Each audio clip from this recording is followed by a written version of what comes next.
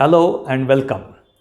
So far, we have solved all the problems on projectile motion by using kinematic equations. We have used V is equal to U plus AT. We have used S is equal to UT plus half AT square. So these are the two kinematic equations which we have used to solve any problem on projectile motion. And we can continue to do so, right? But at times it would be useful to derive certain formulas and use them. So what I'm going to do today, we are going to derive some formulas and we will see how they can be used for solving the problem. At the same time, I would like to state that you can certainly start with those basic kinematic equations, and without using formulas you can solve the problems. But let's derive those formulas and appreciate their usefulness in certain problems. We are going to consider a ground to ground projectile. That means a projectile which starts from a certain level and ends at the same level, right? So from a, let's say, ground on a flat plane, we fire a projectile and it lands on the same level. Now, all these problems in projectile, we were told what is the horizontal component of the initial velocity of the projectile, what is the vertical component of the initial velocity of the projectile, right? For example, if let's say this is a projectile, this is a ground from which projectile is fired. Let's say this is its velocity represented by this vector. This projectile, let's say this is given by, let's say, 4i cap plus 7j cap, right? That means this velocity has vertical component as 4 meters per second. This is in meters per second. So, I'm so sorry, horizontal component is 4 meters per second and vertical component is 7 meters per second. And this projectile is fired. Then this projectile would move like this and reaches the ground, right? So this is, okay, this reaches the ground. This is the maximum height it attains. Fine. Now, sometimes you are not given the horizontal and vertical components of initial velocity, but instead you are told that you are given the velocity and you are given the angle of elevation. What is the angle of elevation? It is the angle which this velocity vector makes with the horizontal, right? The angle with velocity vector makes with the horizontal. And when you are given such thing, then these formulas which we are going to derive could be useful. So we will consider certain initial velocity which is given to the projectile, with which the projectile is fired, right? And considering an angle of theta, which is elevation angle. When we say elevation angle, it is the angle with which the velocity vector makes with the horizontal, right? Elevation angle is that. Okay, so let's consider such kind of thing. So you are not given the vertical component of the initial velocity or the horizontal component of the initial velocity or the vertical component of initial velocity. Instead of that, you are given angle. Now if you see here, if there is a ground to ground projectile and you are told that initial velocity is 4i cap plus 7j cap, then you would immediately know with what velocity it reaches the ground.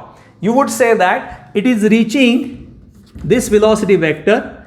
It's given by, see, horizontal component is 4 meters per second. That's going to be constant. That is not going to change. We have seen. So this vector, when it reaches, is 4i cap, 7j cap. That means 7 meters per second vertical component. When it reaches here on the same level, this will be the vertical component is going to be minus 7, right? It downward. So it is minus 7j cap. So this is 4i cap minus 7j cap. Okay. So this is how, because we know that horizontal component is constant, vertical component will be just changing its direction. So we have done this. So we'll follow the same logic and derive formulas, but we are not given these components separately, but you are given only, let's say, initial velocity vector u. This is the ground. This is some velocity vector u, and this is the angle of elevation angle theta, right? So you are given u and theta, and then you are asked, then we are going to find a few quantities. Like for example, we'll consider, so this is the projectile reaching here, okay? So this is reaching here, let's say, so this is u is the initial velocity. We would like to find out what is the time it takes to reach the ground. Please note, this is ground to ground projectile. So projectile starts from a certain level and reaches the same level. That doesn't mean that it has to be a ground. There can be two buildings of the same height, and projectile is fired from the top of one building and it lands on the other building. It's again still a ground to ground projectile because both the buildings are of the same height. So what we want to find out in this case is time t required for the projectile to land the ground again. I mean, it starts from the ground but lands at the same level again. So what is time t, right? We would also find what is the range. This is the maximum horizontal distance traveled by the projectile, right? And third, we will find out what is this h max, maximum height or maximum vertical displacement of the projectile, right? It's symmetrical, okay.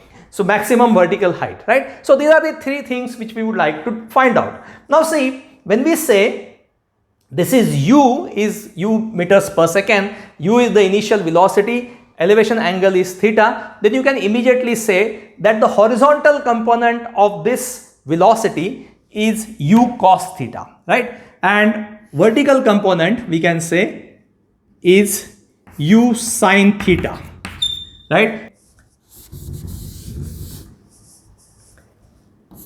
U cos theta, and we can say it is I cap because it's in x direction. This we can say j cap, right?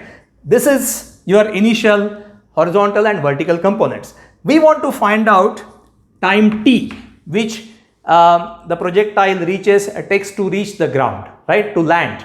So how would you find it out? Now we know that the initial vertical component is u sin theta, right? So we can, when it reaches the ground, what will be its vertical component? That is going to be minus u sin theta. Now you know why? Because just imagine this. Suppose if I have a ball, I throw it vertically upward, right? Vertically upward with a velocity, let's say 4 meters per second, right? So it moves up, it reaches at the maximum level where its velocity becomes 0 and it travels back, right? So now see, it comes back to the same point. That means what is going to be its displacement? Displacement is 0, right? Displacement is 0. Now what is if displacement is 0, and what is displacement is equal to? It's equal to average velocity into time. This projectile moves up, right? Its acceleration is constant. Acceleration is g, and that is downward. That's constant. As long as the moment it is in air, its acceleration is g and it's downward, it's constant. Fine. So it's constant, it moves up, comes down, right? And since it is coming to the same point, its displacement is 0.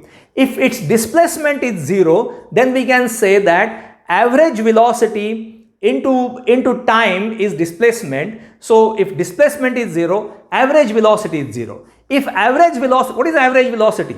When acceleration is constant, average velocity is initial velocity plus final velocity by 2. What is initial velocity? I said it's 4 meters per second, right? So if initial velocity plus final velocity by 2 has to be 0 and initial velocity is positive 4 meters per second, the final velocity with which it is coming down must be minus 4. Otherwise, average velocity cannot be 0, right? It should be minus 4. So when it comes down, it should be minus 4. So similarly here, in projectile motion, you are going to consider horizontal and vertical motion separately. So vertical motion is u sine theta. Let's consider, so it's moving up to this point, right? It moves here and then it comes back. That means when it comes back, right, at the same level, here of course it's reaching here, but ultimately as far as the vertical motion is considered, it's moving up and down. So it moves up because you can separate them, vertical motion. So it moves up, reaches 0 and it comes down, right? So when it comes down, its velocity should be minus u sine theta. When it moves up, its vertical component of velocity is plus u sine theta. When it reaches the same level, it's going to be minus u sine theta. So we can say so the time it takes for reaching over here and coming down is the same time this projectile takes to reach this ground, because it's moving horizontally and it's moving up and down, right? So if you just separate the vertical motion, so we can say now that t is equal to, we can say v minus u by a, right? Why v minus u? Basically we are using v is equal to u plus at. We are considering vertical motion. So we can say now t is equal to, what is the final velocity with which it is coming? It is minus u sine theta. Initial vertical velocity is plus u sine theta. So it is minus u sine theta minus initial vertical velocity is u sine theta. It's plus upon a. What is a? Please note, throughout a is g, right? Because I'm not taking 10 meters per second square now, because we want to have derive a formula which will have a general expression for g. G could be 9.8 or 10, whatever, but g is some value. But now here g is downward, upward we take as positive, so this is going to be minus, always minus. So this is minus, in place of a I am writing minus g. So you can see here this reduces to u sine theta, so it is 2u sine theta by g, 2u sine theta by g. So this is your expression for t. Okay, so this is the time the projectile takes to reach this ground. That means during that it has moved up, come down and has traveled this. So what is this range? Range, you can see, range is given by the horizontal component of velocity which remains constant into time. Time this projectile takes to reach here is already calculated, it's t. And what is the horizontal component? It is u cos theta. Please note, this is u cos theta, because u is this, the resolution in horizontal direction, in x, positive x direction, it's cos theta. So it's r is equal to u cos theta into t, and t is this, 2u sine theta by g. Now if you see here, what you get here is u into u is u square. Then you'll have 2 sine theta cos theta, right? And you know that 2 sine theta cos theta is sine 2 theta. You can keep it as 2 sine theta cos theta, but you can make it compact. So you can say u square sine 2 theta by g, right? So this is your first equation of t. For range, you can use this. I mean, you'll get this expression, u square sine 2 theta by g. Now let's find out what is this maximum height. Okay, we'll find out what is the maximum height. Now logically one can say that, let me clean this.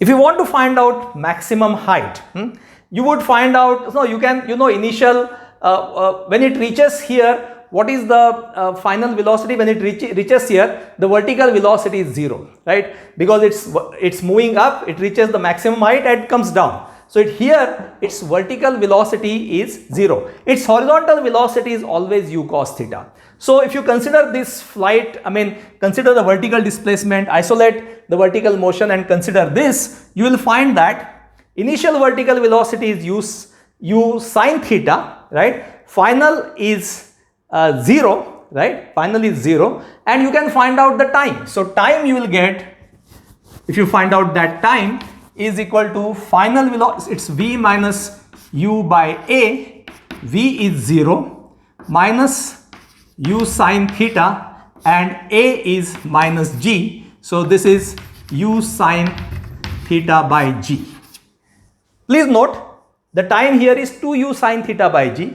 This, because here this time includes entire time of travel of projectile. Projectile moves up, comes down, right? Here we are considering, we want to find out height. So we want to find out the time the projectile takes to reach from here to here or from here to here.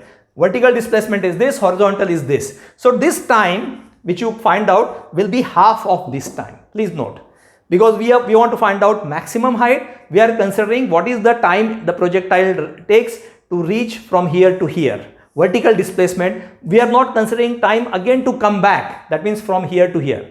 So it's going to be half. So this is this, okay. And then we want to find out this height. So we can consider again this vertical motion. Initial velocity is given. We want to find out this. So we can use the expression. The simpler way we can find out the average velocity into time, right? So this is initial vertical velocity u sine theta. This is 0, right? So you can find out this h as v average into t. Now what is v average?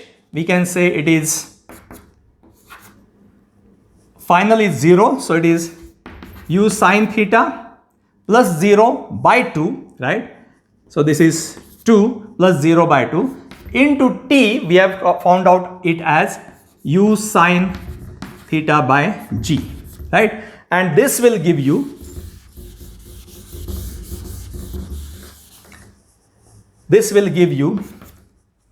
u square sine square theta by 2g.